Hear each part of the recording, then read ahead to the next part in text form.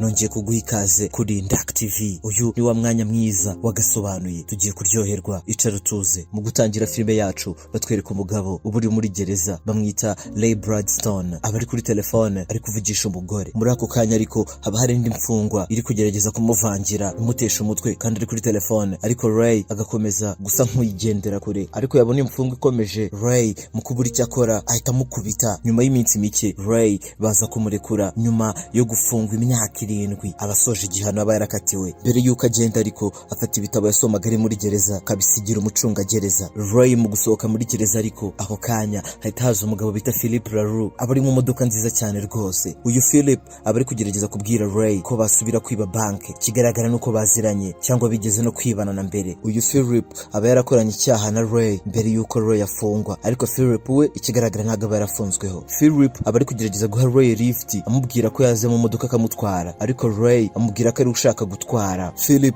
ahita areka Ray akaba ari utwara, ariko mu guhinduranya imyanya Ray akicara kuri vola ahita yatse imodoka akagenda agasiga Philip aho ngaho wenyine. Ray ageze mu rugo ariko yakomeje kwitegereza agafoto kariho umugore we n'umwana we, yizera kongera kubabona vuba. Nyuma yo kumara imyaka myinshi muri gereza, Ray abahisemo noneho kuba umuntu mwiza akarekana n'imico ya kera y'ububandi. Bukeye bwaho ariko Ray ajya kureba umugore we Lynn Bradstone ndetse n'umukobwa we Sally Bradstone. Nubwo amaze igihe kinini atamubona, ariko umugore we Lynn Bradstone ntaba yishimiye kubona Ray Bradstone kuko abavuga ko adashaka kubana nawe rwose. Lynn abatekereza ko Ray atari uwo kwizerwa kuko aba yaratsinzwe cyangwa yarananiwe kuzuza inshingano ze nk'umugabo ndetse n'umupapa. Bakiri kuganira bakiri aho ngaho, umukobwa wabo Sally Bradstone nawe bavuye ku ishuri akaza akabasanga aho ngaho, ariko Sally nawe ntaba yishimiye kubona se, aba yaramurakariye cyane nawe. Ako kanya umukobwa na nyina bose binjira mu nzu bagakingirana Ray Bradstone. Umunsi wakurikiyeho Ray Bradstone yerekeza ku ishuri rya Sally Bradstone, umukobwa we akagerageza kumusaba imbabazi, ariko umukobwa n'ubundi ntababyumva. Ray abagerageza kubwira umukobwa we ko yahindutse kandi ko noneho ubu ngubu agiye kujya muba hafi kuva uyu munsi kugera iteka ryose, ariko umukobwa we ntababyumva n'ubundi aba yumva amubeshya, bikarangira n'ubundi yikubisa akagenda nanone. Nyuma y'akanya Ray akiri aho ngaho yumva induru zivuga, akajya kureba ibyo ari byo agasanga ahubwo n'utwana tw'uduhungu turi kurwana utinyeshuri twigana na Sally. Ahita dutandukanya akatujyana kwa directeur. Muri ako kanya ariko umwarimu wa Sally Miss Miller ahita aza agahura na Ray bakibwirana, ariko Miss Miller ahita ifatirana uwo mwanya agatumira Ray mu rugendo abanyeshuri baba bari gutegura rwo kuzajya gusura inzu ndangamurage. Ray ntatinzamo ahita abyemera kuko abatekereza ko ari umwanya mwiza azababonye wo gusubukura umubano we n'umukobwa we, akareba ko byagenda neza. Noneho bigeze ku mugoroba ariko Philip asanga Ray mu rugo, akongera akagerageza kumubwira ko yabiyungaho bakongera bakajya kwiba banke. Ray ariko nk'umuntu uvuye muri gereza aba yarahindutse, uwo mugamba arongera akawanga. Ni nabwo tumenya ko Philip aba yaragambaniye Ray, bikarangira Ray ari ufunzwe wenyine, Philip akaguma hanze. Umunsi wakurikiyeho Ray arongera akajya gusura wa mugore we Lynn, ariko none hagezeyo ahura n'umugabo wa Lynn, umugabo aba yarasimbujwe. Lynn n'umugabo we batangira gusomana imbere ya Ray ariko bikajya bimurakazamo. Umugabo wa Lynn ahita ajya ku kazi, Ray agasigara aho ngaho na Lynn agerageza kumukomveka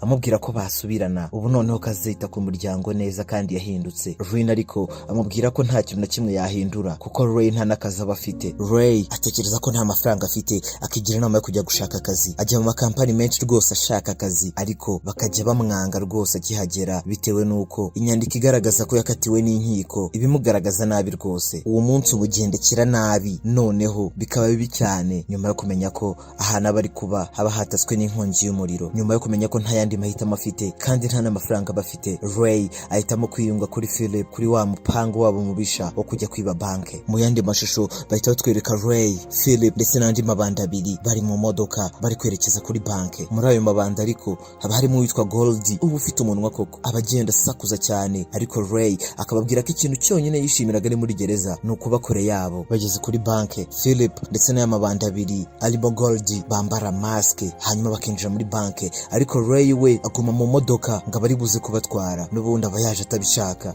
Ray akiri aho ngaho arebye imbere abona imodoka y'ishuri, akabona na wa mukobwa we, kumbe ni wa munsi bavuze baba bagiye gusura inzu ndangamurage. Ray ahita atangira kwibuka mu minsi yo hambere akishimana n'umukobwa we bagenda baseka nk'umubyeyi n'umwana. Kwibuka ibi ngibi bihita bimwibutsa ko n'ubundi n'ibyo ari gukora ubu ngubu ari amakosa. Ahita ahitamo gusohoka muri ya modoka akajugunya n'ifunguzo hanyuma akigendera. Ahita yinjira mu modoka y'aba banyeshuri, hanyuma nk'uko yari yarabisabwe na Miss Miller mwarimu w'abanyeshuri akajyana nabo. Umukobwa we Sally akimukubita amaso ararakara cyane akamusaba ko yanasohoka muri iyo bisi, ariko Ray ibyo ngibyo arabyirengagiza kuko abazi neza ko aramutse avuyemo akajya kwiba banke n'ubundi noneho umukobwa we yamubura byiteka. Muri ako kanya Philip abari kwiba basoje kwiba baza biruka bagana ku modoka, ariko bahagera bagasanga imodoka iri yonyine, Ray yavuyemo ndetse n'imfunguzo zabuze ntazirimo. Mu kubura amahitamo Philip na y'amabandi basohoka mu modoka bagatangira kwirukanka n'amaguru. Muri uko kwiruka uwitwa Dale niwe uhungana amafaranga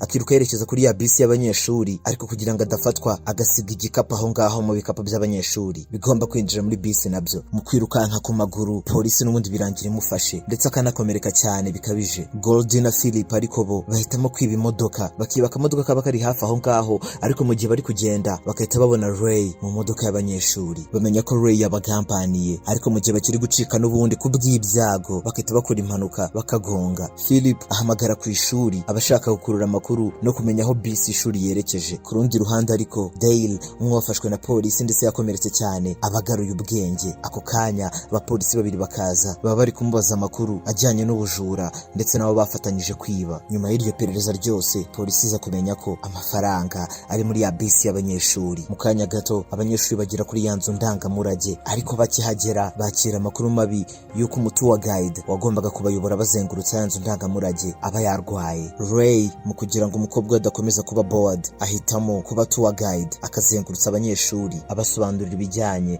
n'ibiri muri iyo nzu ndangamurage. Bitewe n'uko aba yarasomye ibitabo byinshi ari muri gereza, biragaragara rwose ko abasobanukiwe ibintu bijyanye n'inzu ndangamurage ndetse n'inyamaswa. Akiri gusobanurira abanyeshuri ariko Ray ahita abona Philip ndetse na Goldie y'amabandi bibanye banke yamukurikiye muri ya nzu ndangamurage. Ray ahitamo gusubiza abanyeshuri inyuma akabasaba ko basubira kuri bisi, hanyuma Ray ahita anashyiraho ubuduha bugaragaza ko inzu yaba yafashwe n'inkongi y'umuriro kugira ngo abarimo bose basohoke. Ray acunga nta muntu usigaye akabakurikira mu bwiherero, ubwo ni Philip na Goldie akabakoma akabakubita cyane anababwira ko yahindutse adashaka gukomeza kwivanga mu by'ubujura bwabo n'ibyaha bagenda bakora. Ray ahita afite abanyeshuri bakerekeza ahandi hantu baba bagiye kujya gusura. Bahageze Ray ajya hamwe habikwa ibikapu agatangira kubisaka. Ray abona ya mafaranga, cya gikapu cyuzuye amafaranga, agatangira gutekereza akagira imiti mibiri. Umutima umwe ukamubwira ngo ayagumane, ariko yakibuka ko afite umuryango we kandi agomba gushyira iherezo kuri ibintu by'ubujura. Agahitamo gusubiza amafaranga. Ahamagara Philip uba uri hakurya y'umuhanda ari kumureba, agahitamo kumuha amafaranga, ariko mu kumwegera ushaka kumushyira aya mafaranga ako kanya polisi itiza. Ba Philip bayibona bagahunga. Philip na Goldie batangira kwibwira ko bari bagambaniwe na Ray kugira ngo polisi bate muri yombi, bagahita bahitamo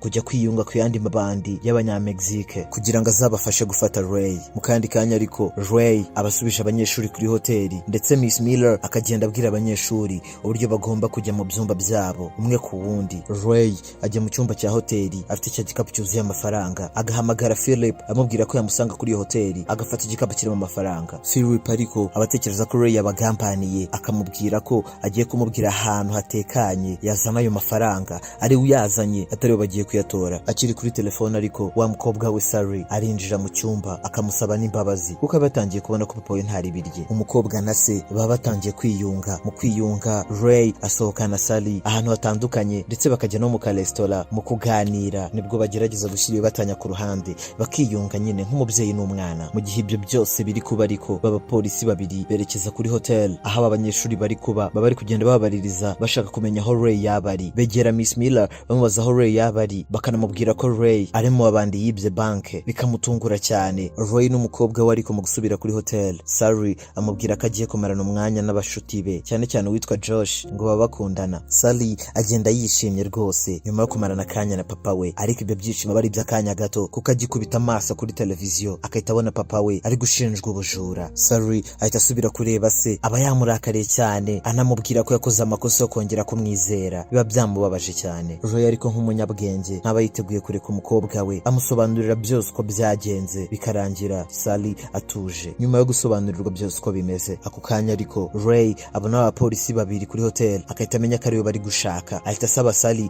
ko yajya mu cyumba cye akazana cya gikapu kirimo amafaranga. Akimuzana cya gikapu Ray asaba Sally ko yasanga inshuti ze mu gihe we agiye gusubiza amafaranga. Sally arabyemera akemera kujya gusanga inshuti ze, ariko mu gusubirayo Philip na ryabandi Goldie bahita bamushimuta. Ray mu kugera aho bavuganye abasangisha cya gikapu cy'amafaranga ahita asanga hari amabanda 3 y'abanyamexike, ahita amenya ko ari agatego, ariko nabo arabakubita cyane mu kanya nk'ako guhumbya. Muri ako kanya ariko Ray ahita yakira telefone ivuye kuri Philip amubwira ko yashimuse umukobwa we. Ray biramurakaza cyane, akabwira Philip ko nakora ku mukobwa we byose biri burangire nabi. Philip abwira Ray ko bahurira ahantu hibanga. Mu kanya gato Ray ahita afata agataxi voiture akerekeza aho hantu bavuganye, ariko mbere yuko asohoka Ray ahereza umushoferi amafaranga akamusaba ko umukobwa we Sally akinjira muri iyo modoka ahita ava aho ngaho akamujyana. Nkuko baba babipanze Sally yinjira mu modoka hanyuma agacika asubira kuri ya hotel. Asanze inshuti ze, Sally aba yamaze kumenya ko papa we ntari birye, agahitamo kumufasha kuko abona ari mu bibazo. Mu guhitamo kumufasha yifashisha inshuti ze aribo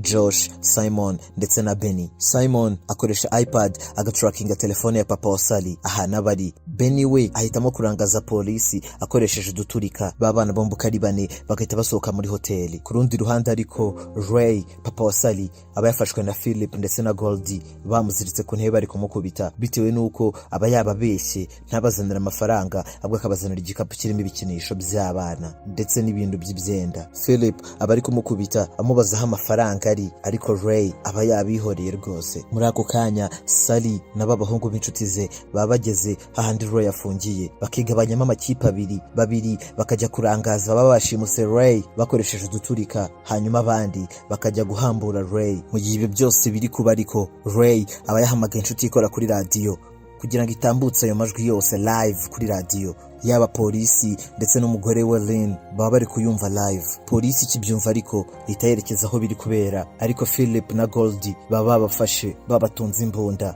Ray ndetse n'abanyeshuri. Philip ntago abazi ko ayo majwi yose ari guca live kuri radio, ahita yemera ko Ray ari inzirakarengane ndetse baba bashakaga kumukoresha muri ibyo byose. Mu gihe Philip aba yenda kubarasa ariko polisi itihagera hanyuma ikabafata ikabafunga. Ray ahita arenganurwa ndetse bakavuga ko nta cyaha afite kuko mu gihe ubujura bwabaga ngaya yari kumwe n'abanyeshuri muri bisi. Muri ako kanya ariko Lynn wahoze ari umugore wa Ray akabana mama wa Sally arahagera, ariko agaturishwa nuko asanze umukobwa we ameze neza, ariko akubita urushyi Ray kubwo gushyira ubuzima bw'umukobwa wawe mu kaga. Ray akomeza gutuza ariko akababwira ko yahindutse rwose nta n'ikibazo afite. Mu gusoza filime yacu batwereka Ray ari muri radio, ari live kuri studio za radio, hanyuma akakira telefone ya Philip amubaza kuntu yabasha kwiyakira ari muri gereza. Filime yacu ni nuko tuyisoza irangira Ray ariko bagira inama y'ukuntu babaho neza muri gereza. Mwakoze kubana natwe. Iyi ni Ndak TV, kora subscribe dukomeze tubane umunsi ku wundi. Ciao ciao.